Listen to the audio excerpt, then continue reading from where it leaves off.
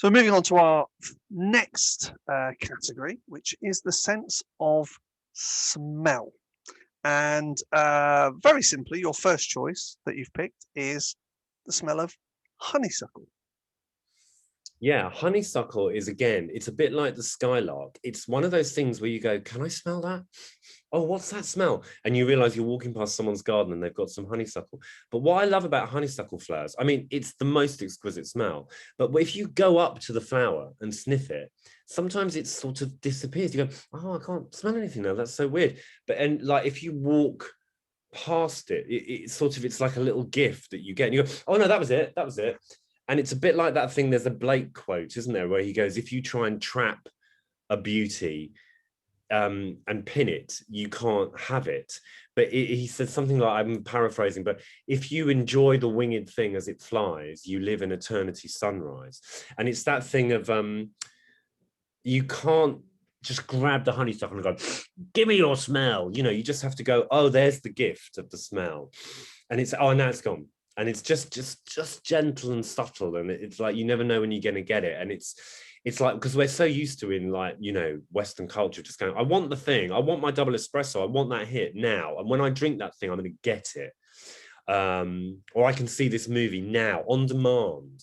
You know, nature doesn't give you that. Nature goes, no, you have to earn it, you have to wait. It's a gift. And a gift is a different thing. A gift is not something you've earned or demanded or paid for. A gift is something that's just given to you, whether you like it or not. It's funny because I was trying to remember. I mean, I'm sure I know the smell of honeysuckle, but it's not one like jasmine I can recognize. But honeysuckle, I guess I couldn't tell you that it was honeysuckle. Maybe I haven't actually noticed that it's honeysuckle as I've been walking past. But I think I know which one it is. But now I'm actively going to be going out and looking for the honeysuckle and go, right, now I want the gift. And even in my garden, you know, I grew jasmine and I grew honeysuckle because I love both of them. And the jasmine, when the jasmine's in flower, you come out and the jasmine goes, bang, here's some jasmine. It's strong, isn't it? And it's so beautiful. But with the honeysuckle, even in my garden, the honeysuckle's like, am I flowering? I don't know. I've got a couple of flowers. Can you smell me? No. Yes, you can. You know, and it's like, I love that. It's just a bit more. The game of the honeysuckle. Yeah, it's like a will-o'-the-wisp. That's very cool. And your second choice, which kind of I sort of remember myself weirdly, the makeup we used at drama school and on stage very occasionally. Well, of course, you know, in the old days with bad lighting, people used stage makeup, everything, every time they were in a show. But with the lighting we have these days, we don't use a lot of stage makeup. But I remember, well, it comes from actually from junior school when I was in my first school play. I was playing Geppetto in Pinocchio, Pinocchio's dad. And, you know, the teachers would come and you'd all sit in a little row and they'd kind of slap loads of makeup on you and give you red dots and kind of, you know. And I remember that smell. And that was the first time I'd ever been in front of an audience, and the thrill of just being in front of an audience. And I was this kind of geeky, not very sporty little kid.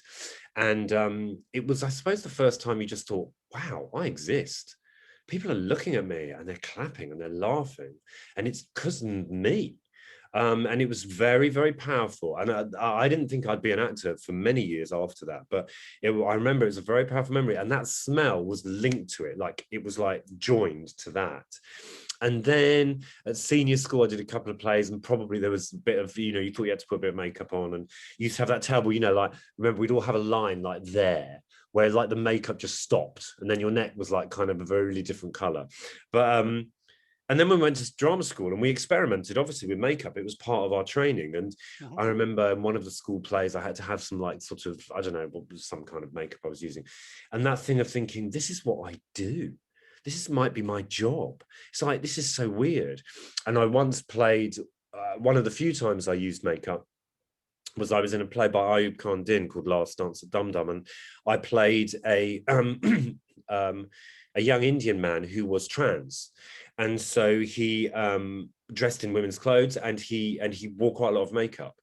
And every night I would go into the theatre, and very unusually, I'd spend half an hour applying makeup. And it was incredibly meditative, and it would really get me into, I'd just be there in front of the mirror with the little bulbs around it, you know, the classic cliche thing. And I'd be putting on this makeup and lipstick and really trying to make it good, you know, because he was good at it, this character. And I remember thinking, wow, there was a real, that's why actors love putting makeup on, because it sort of gets you there, begins to get you there.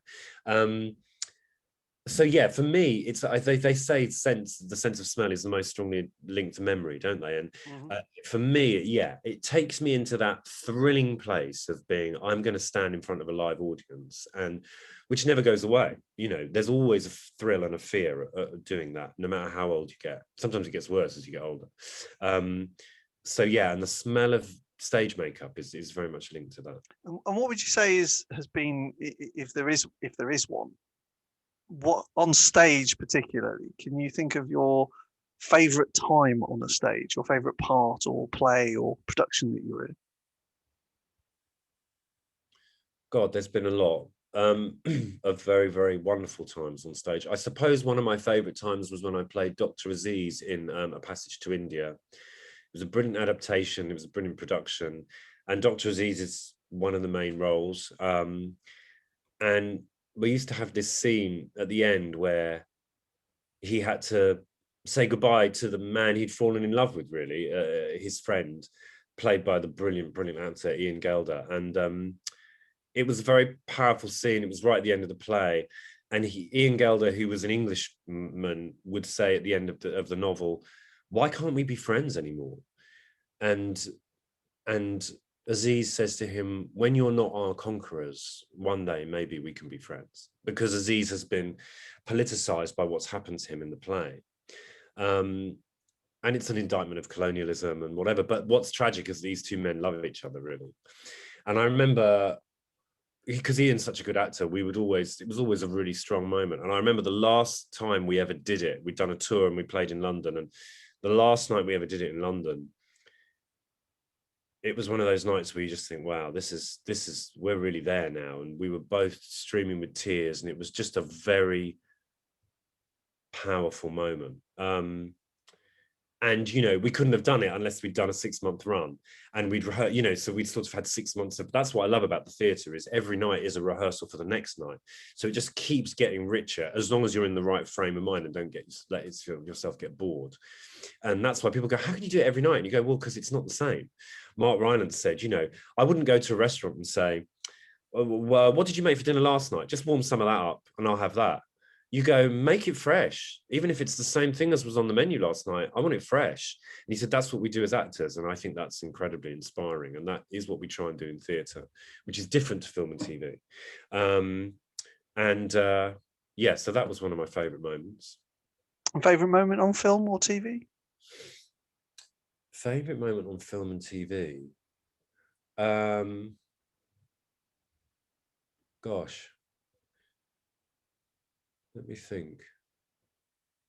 I suppose it's the moments where you forget yourself, because they're very rare, and it's what we all strive for as actors, where you don't really, you sort of are lost in the moment, and you're not thinking, oh, there's the camera and I'm being lit there and I need to hit them, the microphone's just above me and my eye line is that, and you know, and all the things you have to do, because otherwise it's just a mess. And the same on stage. But sometimes you just get lost in it. And I remember doing a film for an amazing director called Tinge Krishnan, which was a short film actually, but it won the BAFTA that year. It was an amazing film where I had to play a young doctor who actually was going to kill himself, and he'd sort of lost it. And it was very dark, but she's a very gentle person, and she really helped me just get into a place where you're really, really lost. You're really lost. And you come out of it at the end and you go, wow, I went somewhere else there. And so that is something that springs to mind. And you know, and what is wonderful about film, which is different to stage, is that often you are in the place, you're in the room, you're on the ship, you're looking at the sea, you know, and sometimes you're in a green screen studio and you can't see any of that, and you might as well be on stage. But other times you are in the thing, whatever it is. And of course there's a crew there and whatever, but you're feeling cold because there's a wind blowing or whatever it is. And I remember a similar one where I was working on The Hollow Crown, which was Benedict Cumberbatch playing Richard III, and we had a battle scene and the final battle, and they ploughed this field and then they wet it, and we were up to our knees in mud in full armor, And I remember falling back. I got shot by an arrow, and you'll be pleased to hear the arrow was CG, but I had to be hit and I had to go down into the mud. And I remember thinking, I got into the mud and the mud sucked me in and I couldn't get up. And I remember the story of Agincourt, where the French knights got stuck in the mud and little boys just went through the knights just stabbing them through their armor because they couldn't move. They were like beetles on their backs. And I remember just thinking, if someone doesn't pick me up now, I would just drown in this mud. It was like in my face, and again, it was one of those visceral moments where you just thought, this is acting. I've got mud in my mouth. And it was in my hair and ears for weeks, you know, but it was like, no acting required. I'm in the Battle of Agincourt.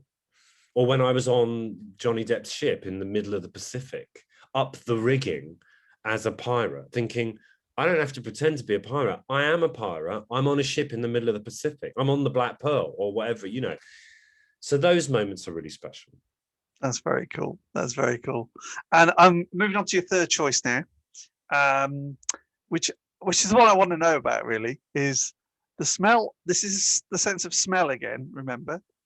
So the smell of Tutti Frutti toys from a toy shop in Thornton Heath. So when I was little, my gran, who I was very much adoring of, lived down the road from me in a little place. It's a suburb of London. Oh, should I start that again? Let me just turn that off. So when I was little, my grandmother lived just down the road in a little suburb called Thornton Heath, and there was a toy shop, and it was one of those old school, you know, it was the early 70s. It was an old school toy shop where you went in and there was every toy you could think of, and it was really like a magic treasure trove for a child. But you know, when you're really small, sometimes there's the big toys, but the thing I was obsessed with were they're that big, and they went on the end of your pencil, and they were called Tutti Fruttis. I think they were called Tutti Fruttis. That's what the name that stuck in my head. And they were different fruits. So there was a little pear man, and there was a little strawberry man, and there was a little mango man, and you shoved them on the end of your pencil, and they had little legs and arms. But because I suppose when you're very small, small things are really wonderful. And I remember I used to collect them and play in my garden with them. And there was a plastic, I think they were made in Taiwan or Hong Kong or something, you know, all the toys at the time were made in Hong Kong. And I remember I used to smell them and go, I love that smell. It was just like, it's probably carcinogenic these days, but it was something that made me go, I remember it to this day. I must have been about 5, and it made me think of the toy shop, and it made me think of magic, because for me, these little creatures were alive, and I used to play with them for hours in the garden, give them adventures, things used to happen to them. And when a new one came out, like if the Pineapple Man, so one of my friends had the Pineapple Man, and I had to go and get the Pineapple Man, you know, it probably cost about 5p. But for me, you know, I'd have to wait and save and go, oh, can I go and get the Pineapple Man? So when a new arrival came, it was really special. And I think there's that incredible thing of when you're a small child and you can make magic out of this pen. You know, you can go, this pen is a creature that, and you know, you can spend all afternoon playing with it. And they have this incredible capacity to step into fantasy. And we all sort of lose it to an extent, but sometimes a smell, and you sometimes I'll still smell it. It's a sort of plastic smell, sort of not even really very nice. And sometimes I go, oh, that smells like Tutti Frutti toys from when I was little. And it just takes you back into that magical realm where it's sort of, you know, you live in a kind of half make-believe world. So we have Paul's 3 favorite choices there. We have the smell of Tutti Frutti toys, especially the Pineapple Man. That's important. They didn't smell of pineapple. They didn't smell of fruit. They just smell plastic. So the plastic smell of the Tutti Frutti toys, the smell of the not plastic smell of Honeysuckle, and the smell of the makeup that was used at drama school and when you're on stage. One of those 3 is Paul's favorite choice, but which is it? Over to you.